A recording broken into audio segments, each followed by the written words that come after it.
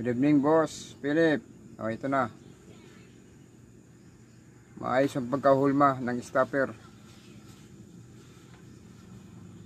Ito po yung lubid natin, size 12. Medyo maigpit para hindi bubuka.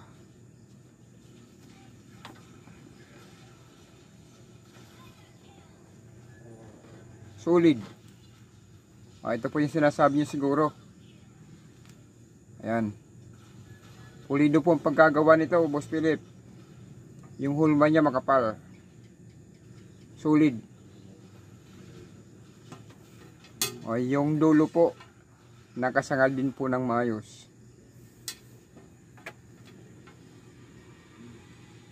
Ito po, dalawa yung magpipli. Yung iba po gumagawa ng ganito pero hindi ganito ang ayos. Sa akin ito po, magkadikit po siya.